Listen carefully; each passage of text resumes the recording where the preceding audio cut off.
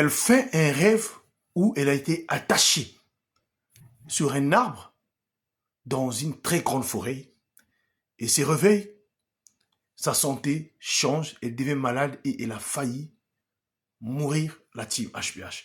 J'aimerais avant tout vous dire, priez sans cesse et surtout de ne pas oublier que le monde où nous vivons est un monde là où il y a plusieurs mondes. Le problème de la sorcellerie est une réalité. C'est un problème qui mine nos familles, qui mine nos vies et beaucoup de personnes y concernent. Beaucoup de personnes sont malades, traversent la pauvreté, sont dans une misère qu'on ne peut pas comprendre. C'est dû parfois à ces choses-là. Alors j'aimerais vous dire une chose, priez sans cesse et surtout attachez-vous avec Dieu. Écoutez cette histoire de cette dame d'origine ivoirienne vivant à Yamoussoukro. Mère de 2 enfants et mariée à un homme qui dit HPH, raconte cette histoire-là, certainement ça peut aussi éveiller des gens. Cette dernière est une femme commerçante. Elle gagne bien sa vie, son mari suit travail, tout s'est passé à merveille dans leur foyer. Leurs enfants, intelligents à l'école, tout s'est passé très bien. Mais sauf que dans sa famille, elle avait une tante dont les deux ne s'entendaient pas depuis qu'elle était enfant. Cette tante-là, je ne l'ai jamais aimée. Jusqu'à ce qu'on l'a mariée, la tante n'a jamais voulu voir cette dernière-là. Donc, il y avait comme un problème entre les deux. Mais elle a tenté à plusieurs fois de faire la réconciliation, d'aller vers sa tante pour demander pardon, mais elle n'a jamais accepté. Les années se sont passées un jour où, dans son sommeil, elle se voit dans une forêt. Mais elle était attachée sur un arbre. Attachée vraiment avec de gros fils. Elle a tenté à crier. Rien, aucune personne ne pouvait venir à son secours. Alors, dans son sommeil-là, elle s'est battue.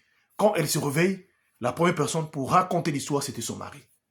Mais comme les deux n'avaient pas une vie de prière, ils ont carrément banalisé ce rêve-là. Voilà, après quelques jours, elle commence à maigrir. Elle commence à maigrir dans son entourage. Là où elle vont, les gens commencent à se poser la question. Partout, les gens se posaient la question qu'elle était malade. Qu'est-ce qui n'allait pas? Pourquoi elle est en train de maigrir? Elle-même, elle ne comprenait pas. Elle décide d'aller faire un bilan à l'hôpital, sauf que les médecins aussi voient absolument rien du tout. Le résultat, qu'elle était en bonne santé. Mais elle-même, elle se sentait vraiment quelque chose qui n'allait pas dans son corps. Elle qui faisait 80 kilos, elle s'est retrouvée très rapidement à 60 kilos. Une femme grande de taille, en tout cas, elle devenait de plus en plus, on ne pouvait pas la reconnaître. Jusque-là, même ses proches se posaient des questions.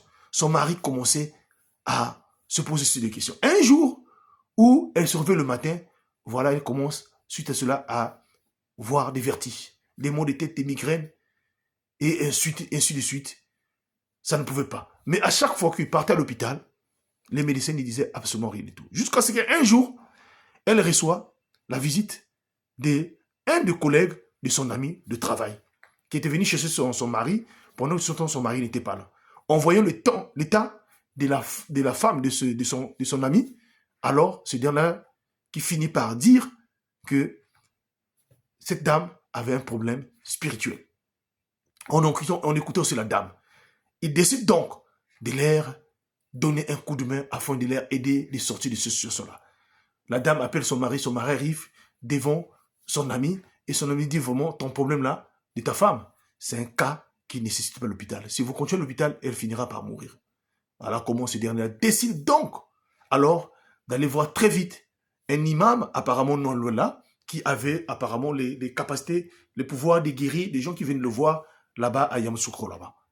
Ils sont allés voir cet imam-là, et l'imam les reçoit. Après avoir fait quelques prières avec la dame, c'est ce dernier-là qui va dire à la famille que votre femme est victime d'une malédiction, est victime d'un envoûtement, victime de la sorcellerie de sa tante qui vit au village. Cette dernière est arrivée à l'attacher sur un arbre. Voilà pourquoi elle est en train de maigrir nuit et jour. C'est un système qu'on utilise souvent quand on veut assassiner une personne à petit feu. Mystiquement, on vous attache sur un arbre et chaque fois quand le soleil tape sur vous, vous dans le monde physique, vous faites que maigrir. Donc c'est ce qui se passe chez toi. C'est ce qu'on a expliqué à la jeune dame. La dame était dépassée. Comment fais-tu faire pour s'en débarrasser? Voilà comment ils ont commencé à prier avec cet imam-là il fallait chercher à telle sorte que non, sa tante-là vient en ville et c'est là-bas qu'on devait, justement, avec des prières, la confondre. Et cette dernière-là a fait de toute la manière, par l'intermédiaire de ses frères et sœurs, la tante-là était venue en ville et des prières, voilà comment elle finit par être libérée. Mais sauf que quand la tante repartait au village, donc dans la même semaine, elle finit par mourir dans un accident mystique, la team HPH. Et cette dernière était sauvée. Elle fait passer le message en disant que c'est vrai, ces choses-là sont réelles.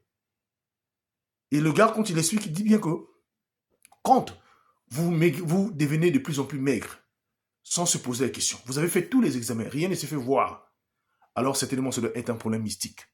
Et généralement, ça arrive par des personnes qu'on attache mystiquement et on les laisse sous le soleil. Priez sans cesse et surtout de ne pas oublier que le monde vivant est un monde là où il y a plusieurs mondes. Surtout, demeurez dans la prière, s'il vous plaît. Car le monde ici-bas, on ne connaît pas qui nous déteste, qui nous aime. Parfois, ce sont nos proches qui nous entourent, ceux qui nous entourent, qui nous détruisent. À vous de comprendre, surtout, levez-vous dans la prière quand vous faites vos rêves. Quand vous avez un rêve, vous avez fait, et que vous voyez ce genre de choses-là, commencez la première des choses de vous lever dans la prière. Que Dieu nous bénisse. Partagez-moi cette histoire. C'est HPH, l'homme à plusieurs histoires. Je vous remercie.